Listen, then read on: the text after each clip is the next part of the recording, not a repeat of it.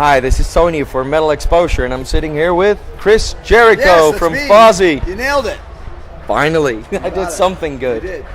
So, Chris, your album from Fozzy, Judas, came out a few months ago. How is it going with Well, it came out last year. It's been going great. I mean, the title track Judas has 21 million views on YouTube, and I think it's got almost 200,000 singles sold, and we have 2 other top 40 hits, and you could just see the difference in reactions to the band, the amount of opportunities that we're getting, the crowds that we're playing to. So it's definitely taken us to the next level. And you just said you had 21 million views on YouTube, and you just released your second video clip. Third one. Third one. Yeah, the third one is for Burn Me Out, which just got released, I think, last week. It's already at 200,000 views. So, you know, that's important nowadays because it kind of gives you a little bit of a record as to who's listening to the music and who's checking it out. So when you can see these big amounts of views in a short period of time, you know that people are excited and interested in what you're doing. That's good. I'm really sorry about this. You lost? Yeah. Get it together, man. Be a professional. Yeah, I know. Come I know, on. but I'm drinking it in. So, who are your influences writing the new album?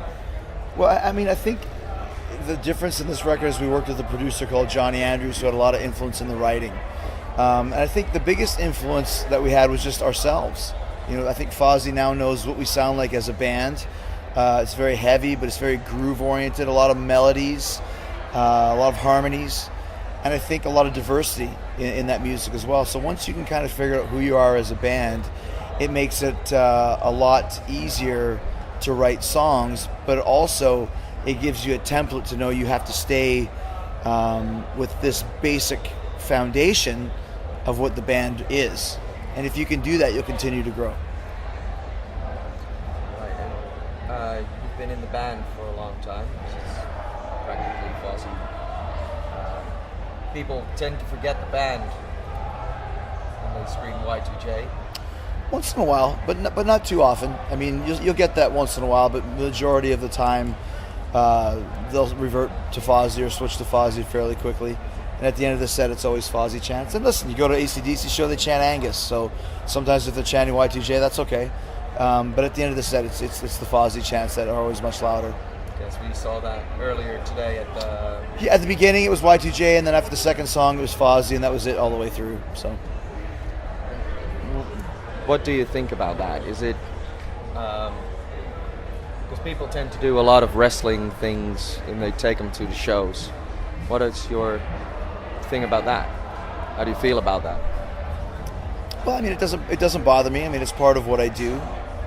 I think the people that come to a Fozzy show and chant Y2J haven't seen Fozzy before. And that's great. Whatever it takes to get them into the venue to come see the show. I mean, you saw it today. It was jam-packed in that tent at 4:30, side stage Z or whatever the hell we were. I mean, there must have been almost 10,000 people in there. So, of course, you're going to get some that have never seen our band before, but it doesn't take long for them to get excited about Fozzy and get excited about what it is that we're doing. And that, to me, is very exciting. In the album, Do You Want to Start a War? You had a cover of ABBA, SOS. How did you came about that?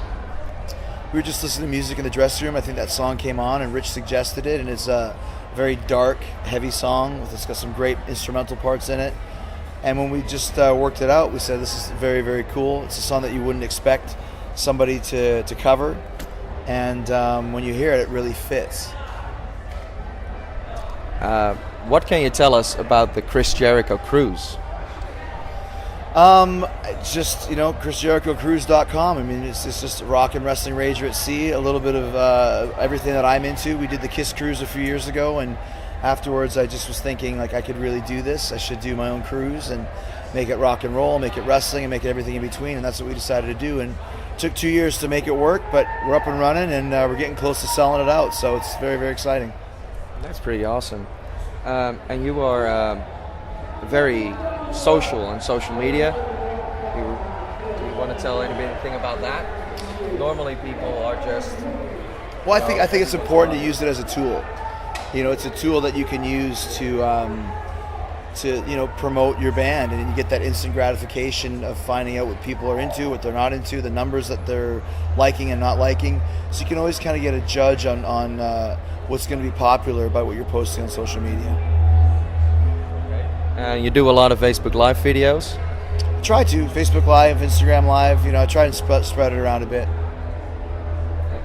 Do you want to tell anything to your fans?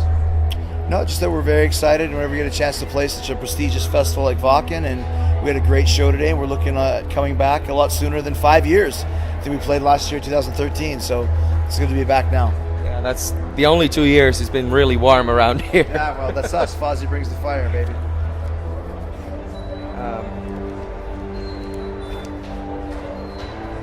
How is life on the road for you? Because you tend to spend your whole life on the road, I think. It's just the way it is. It's what I've been doing since I was 19 years old. So it's just a matter of, you just make it work, man. It's what we do. And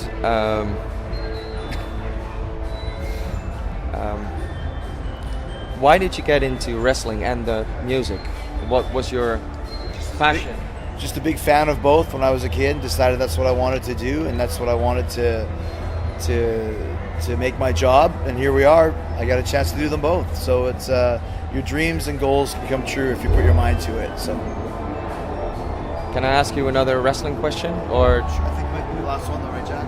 Yeah. That's. You're doing a lot of different things now in WWE and in New Japan Pro Wrestling. What's next?